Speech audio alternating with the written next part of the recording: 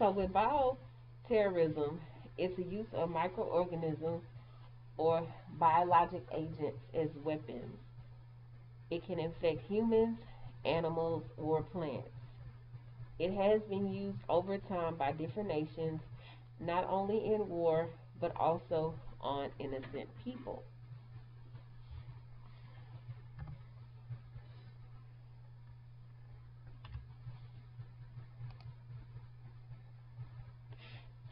So microorganisms suitable for bioterrorism. These you'll want to write. They are inexpensive, available, easily produced, and spreads quickly. It can maintain its own survival. It does not need a living organism to sustain itself or to sustain life. It can bring death or disability instantly. It is transmissible from person to person, meaning that it is very, very contagious. It is also difficult to prevent and treat.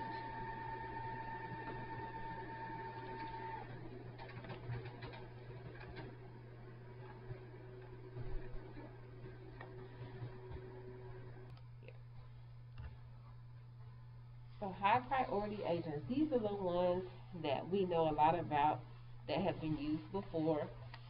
Smallpox is contagious and it's an infectious disease with the result of the variola virus.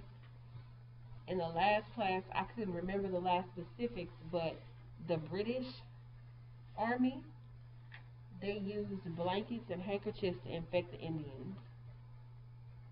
So it was cold, and it was a effort, a gesture of good faith, but really it was a savage move because they knew that the blankets were infected with smallpox, and it essentially took out an entire population. We do have a vaccine for it.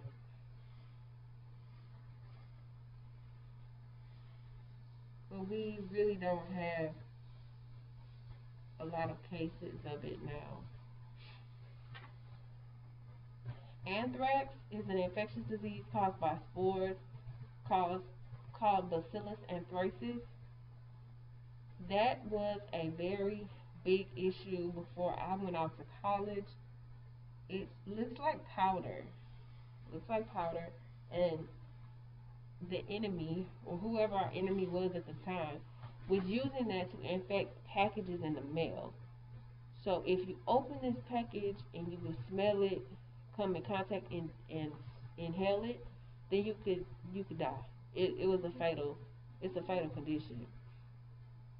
So people were really scared to accept packages.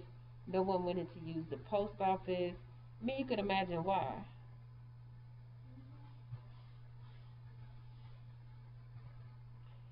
And then there's the plague.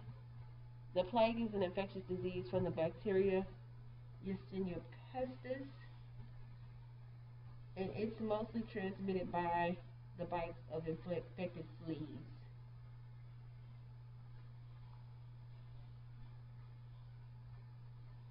And most of these diseases, or the ones that we talked about, it does wreak havoc on your respiratory system.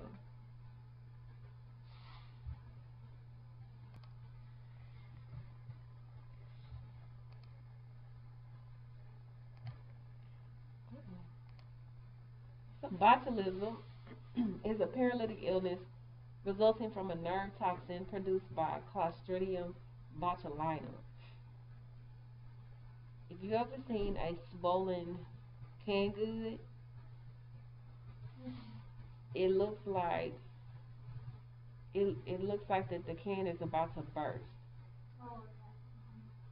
And if you've seen anything like that, that can has been infected with botulism.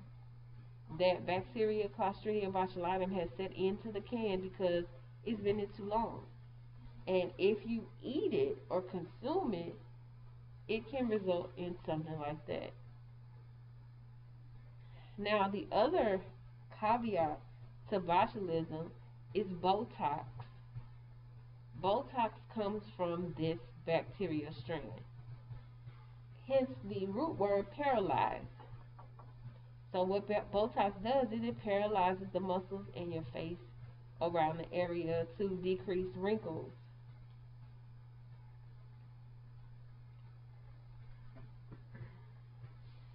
Now, tularemia, you can find it in animals such as rabbits, rats, and some insects.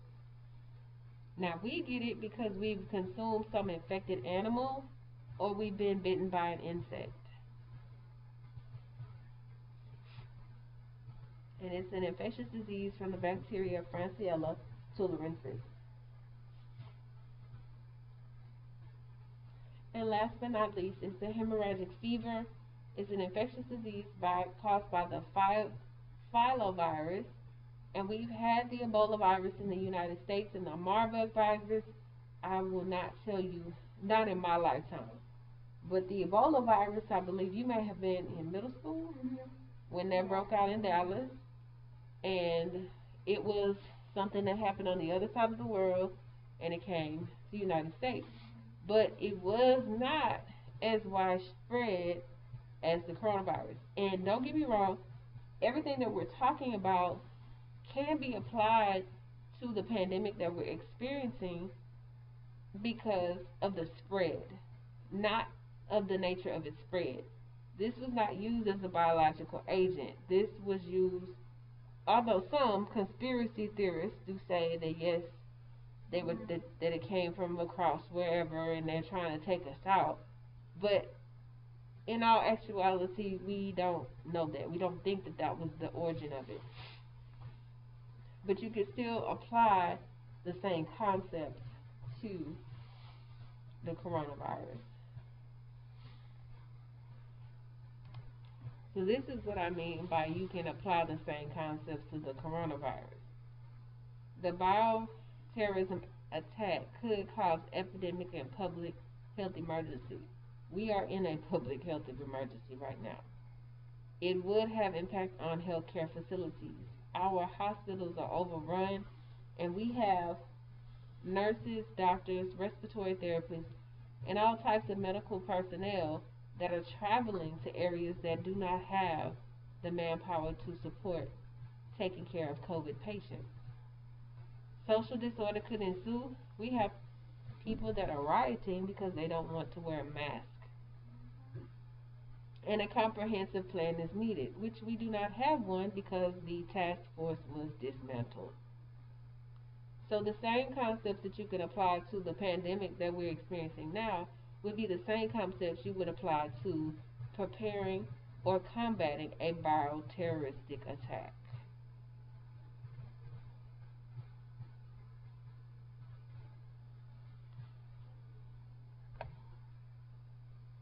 Let me say that. On this slide, you just want to write the first bullet. Bioterrorism Act of 2002 includes local, regional, state, and national government. And I'll just go over the points, but you do not have to write them down. And I'm always going to compare this to the coronavirus because it's what we're dealing with right now. And it may not be a biological incident, but it's definitely a pandemic, and the same steps would occur. So early detection by communities. It was detected early in actually January, February. And the disease was downplayed and it wasn't serious. Well, by the time we came to March, people had been going in and out of Europe, Asia, and all of the countries on that side of the world. And our detection was, there we go. A public notification, infection control, and public education, which is what we talk about daily: washing your hands, hand sanitizing, and social distancing, and wearing your mask. Funding for research and study of pathogens, which is where now we are in the phases of getting, I think it's the second it's either the second or third stage for the vaccination for coronavirus. So that's part of that study and the research part of it.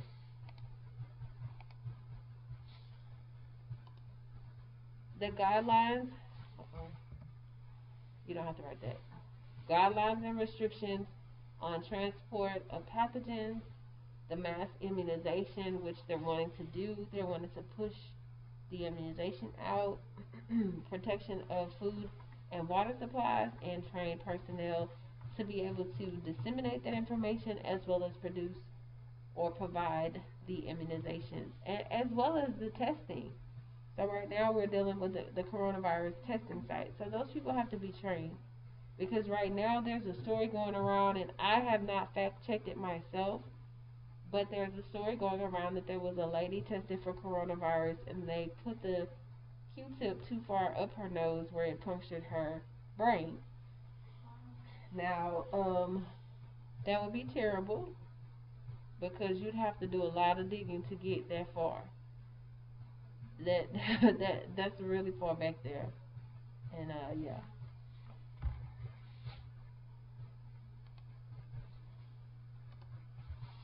Emergency management policies, criminal investigation of the potential threats, preparation of the healthcare facilities, and effective efficiency of communication. So, in the point of where we are now, if you are referring to a pandemic, then the second bullet, the criminal investigation of potential threat, would not exist, but everything else would.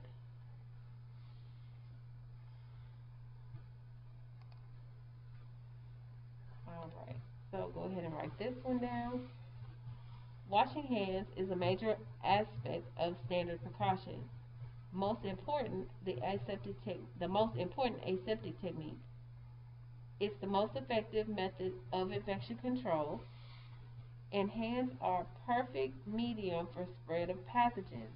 Why? Because you touch everything. You pick up your backpack, you sit at a chair and a table, you touch the door handle.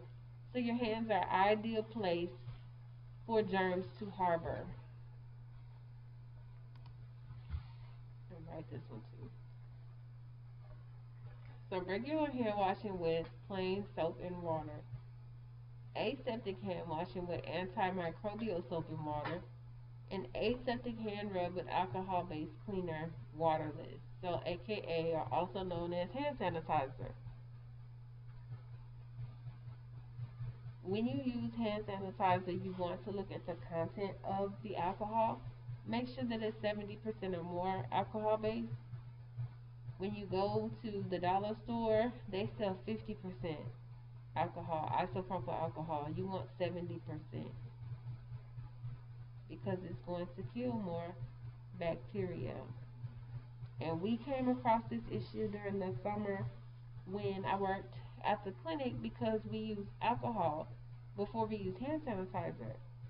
And we would always run into the fact that, yeah, you can go to the dollar store and get as much as you want, but it was 50% and we needed 70%.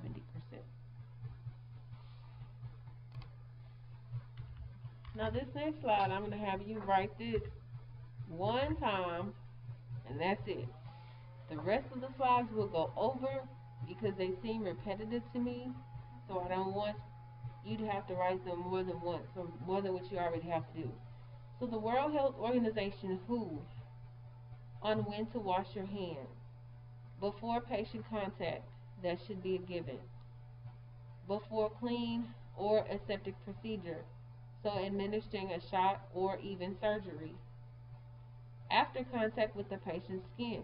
If you touch a patient's skin, you need to wash your hands.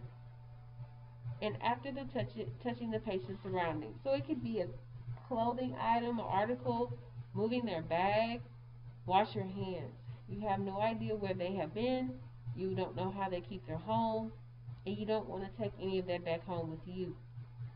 So again, the best practice for all four of these bullet points is to wash your hands at all times.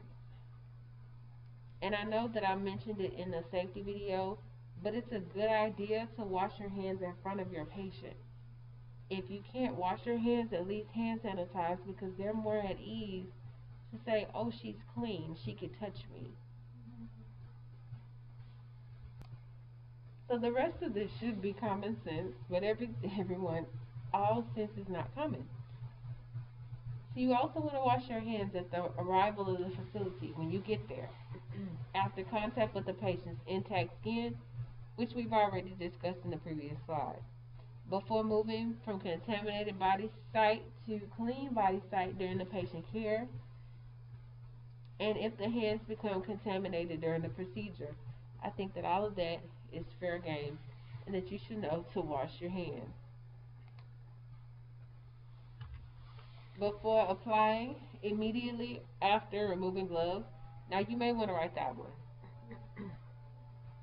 Before applying, immediately after removing gloves. So anytime you wear gloves, the rule of thumb is to wash your hands, regardless if you got something on your hands or not.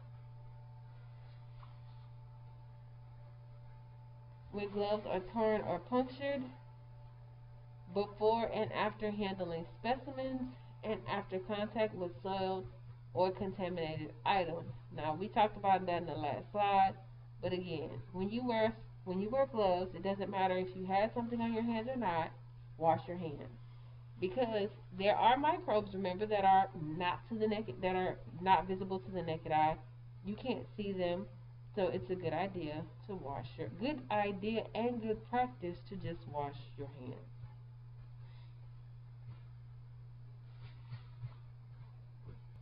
We're still on hand washing, so again, you don't have to write this. After picking up anything off of the floor, after personal use of the restroom, I know that's common sense, but again, you've seen it. People go to the restroom and they don't wash their hands. It's nasty. Following a cough, sneeze, or using a tissue before and after contact with mouth or mucous membranes.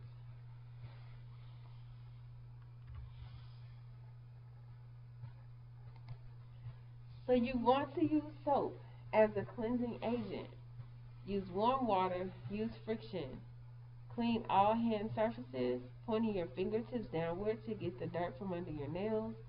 And use dry paper towels to turn the faucet on and off.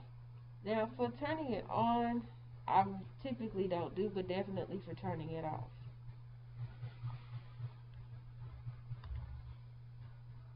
Only write the first bullet off of this slide. Clean nails during hand washing. Clean nails during hand washing. This is why in the medical field, for us ladies, acrylic nails are not allowed, because they harbor bacteria.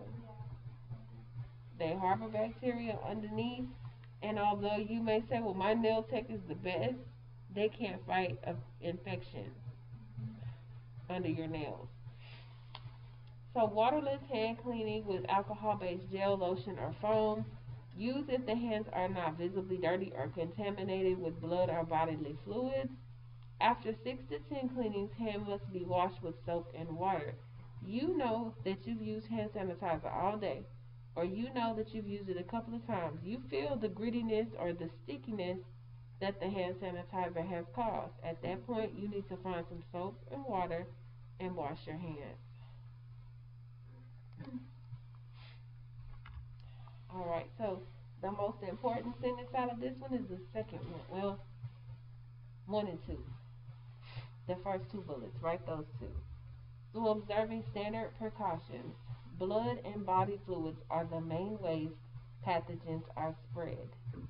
The 3 major pathogens, and it's another typo, it's HBV, so hepatitis B virus, HCV, which should be hepatitis C virus, and HIV, the human immunodeficiency virus. Those are the 3 major pathogens that are caused or spread by blood and bodily fluids.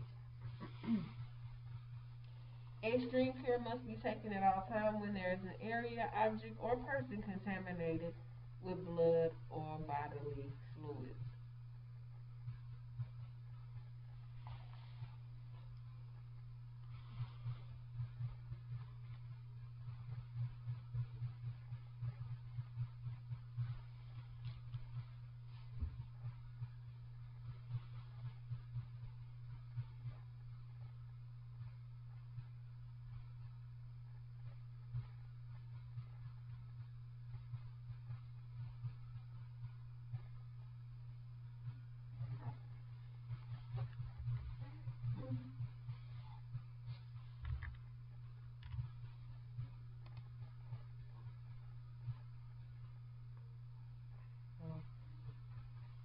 The Bloodborne Pathogen Standard was established in 1991 by OSHA. It must be followed by all healthcare workers, and there are civil penalties if not implemented by the employer and followed by the employee. Make sure you write the top bullet. The Bloodborne Pathogen Standards was established in 1991 by OSHA. You do not have to write this down, but I will go over it.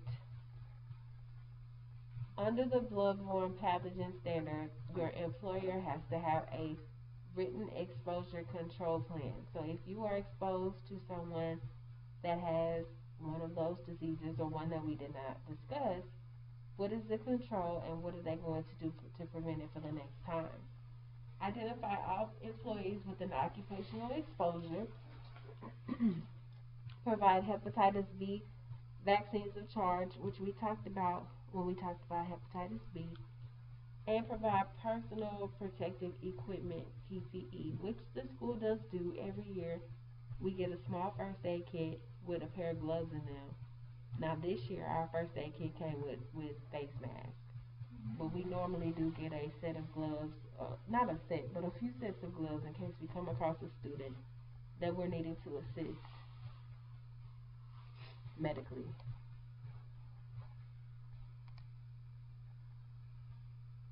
Okay, again, I'm just going over this. You do not have to write it.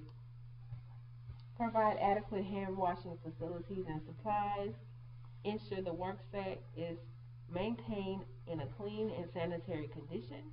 We want to follow the measures for immediate decontamination of surfaces when contaminated and dispose of infectious waste correctly.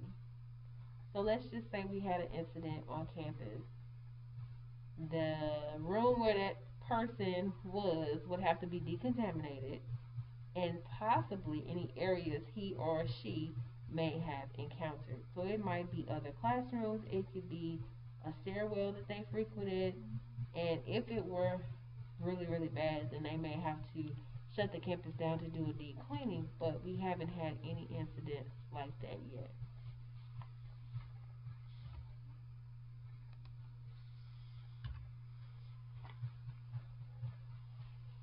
So you have to enforce the rules or limited activities as an employer, such as eating, putting on your makeup, drinking, in any potentially contaminated area.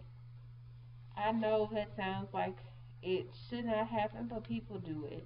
People eat at treatment areas, and that's not very clean. You should be scared that you're going to contract something by eating around a contaminated area. You want to provide color-coded and labeled containers for contaminated sharps and other infectious bacteria waste. So what I'm going to do here is give you an example because I cannot find my box. Oh, so these are your biohazard containers. You see I would say a Decepticon looking decal on the trash can or on the sharps container. So the sharps container are the small ones. This is what you put needles in, and you would send it off to a sharps disposable center where they will incinerate the needles and they turn into dust. The trash can, however, is more than likely for surgery or surgical areas, and sometimes it might even be in a doctor's office if they deal with things dealing with flesh or blood, and you would have to get it removed and disposed of properly. And you've probably seen them in your doctor's office when you get a shot or you get blood. They have these containers again for our safety and theirs. So this is still the employer talking to its employee. There must be signs posted at the entrance to work that there may be some biohazard exposure or biohazard materials. They must be labeled biohazard items with a red biohazard symbol, which I showed you just a few minutes ago. confidential medical evaluation, and follow-up for employee after an incident. It must be confidential. It's not anyone's business if you were exposed to an HIV patient. Because what happens is you have to go get tested to make sure that you don't have HIV. And then you have to go back in another 3 months to get tested again. But what you don't want to hear is that there are people in the nurse's station or in the office adjacent to you talking about your medical history, especially if you didn't tell them. That is a breach of HIPAA, and that is also against the law. And when it comes to bloodborne pathogen standards, you always want to provide employee training. Now this one you will need to write down. This is the Needlestick Safety Act. It was passed by Congress it was passed by Congress November 6, 2000. The CDC estimated a 385,000 accidental needle stick and sharp exposures per year. Now this last update was taken from safecommon.org in 2013. So that was 7 years ago, or almost 7 years ago. I really hope that nothing like this has continued, but you can never be so sure. OSHA revised the bloodborne pathogen standard to the requirements of this act of January 18, 2001.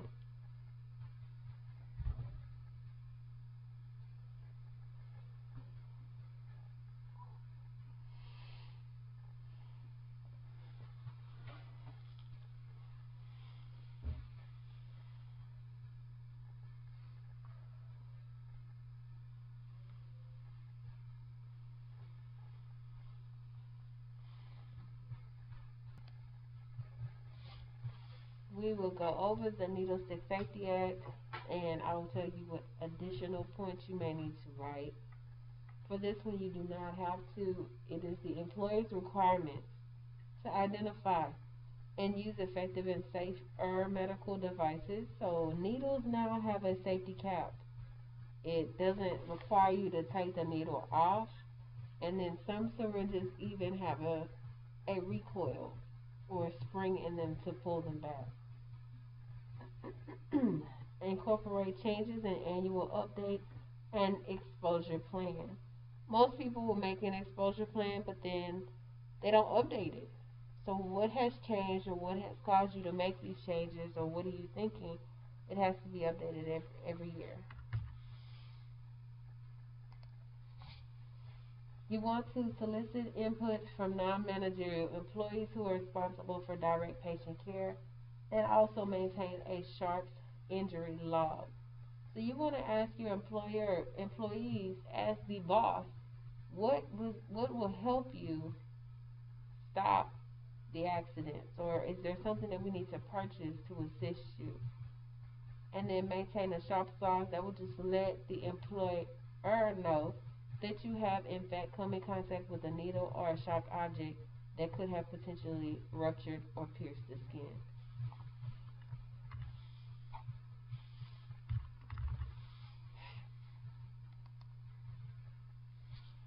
So the standard precautions, these rules were developed by the CDC to prevent infection.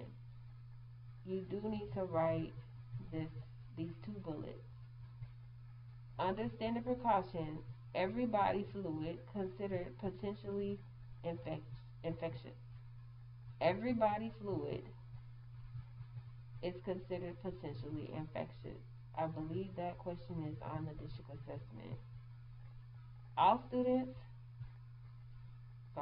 patients considered potential sources of infection. I mean, at this point, yes, all students could be considered a potential source of infection.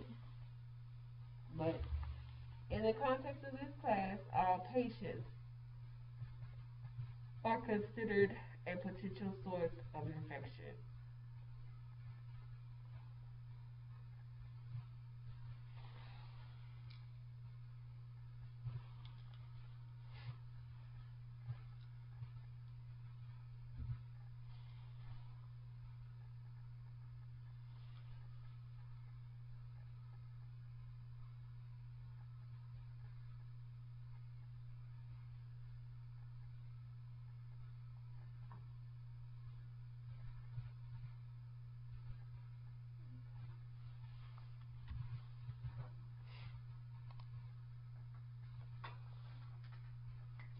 This one, let's see. You don't have to write this down, but I will go over it with you. You want to use the standard precautions in any situation where you might have contact with blood or any fluid that contains blood, body fluid, secretions, and excretions, mucous membranes, non-intact skin, meaning that if there's a lesion or a laceration that the skin is open, and tissues or cell specimens. And yeah, this too. I'll go over it, but you don't have to write it down because we'll go over it a little bit more in another slide. Hand washing before and after the patient, gloves, possible contact. You want to wear gloves if you're going to have contact with blood, bodily fluids, secretions, excretions, mucous membranes, tissue specimens, or not intact skin. This is why I didn't want you to write it again, because we just talked about this.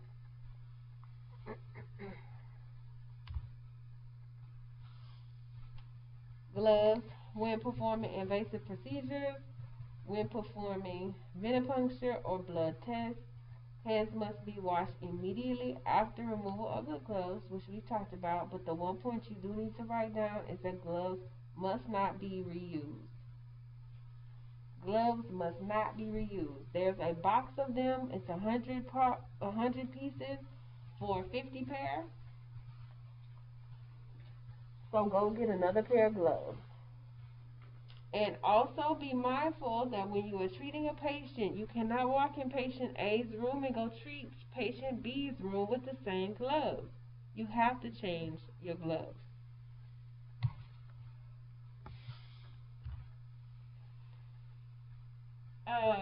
We're going to skip this slide, the gowns, because we'll talk about that. We'll skip all of the PPE. And we will go to resuscitation devices. So you want to use the resuscitation device in order to avoid the need for mouth-to-mouth resuscitation.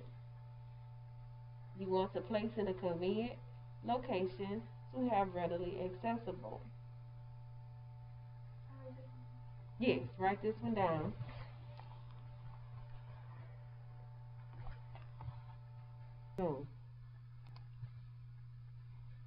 So here is a resuscitation device. The blue one right here is a mouth guard. And then this one right here is a face shield. Simple enough. You would open it up right here, place it on the patient's face, and you can breathe for them. So we're going to skip through this one. These are definitions, and I'll just go over them with you. So maintaining transmission-based isolation precautions. Some diseases are communicable, meaning that they're spread easily from person to person. An epidemic spreads rapidly from person to person, affecting large numbers.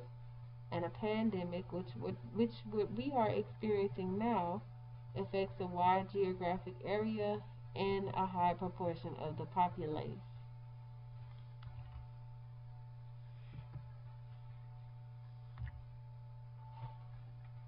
Use additional standard precautions. You want to provide extra protection against specific diseases and or pathogens. Protect the patient, the family, and the healthcare workers. And the type used depend on the causative organism of disease. And this, the transmission isolation, I will go over this in a totally different slide and break it down slow or in smaller chunks, because I believe that this is a little bit too much. Okay, yeah, we're going to stop right here, and that is the end of these PowerPoints for today.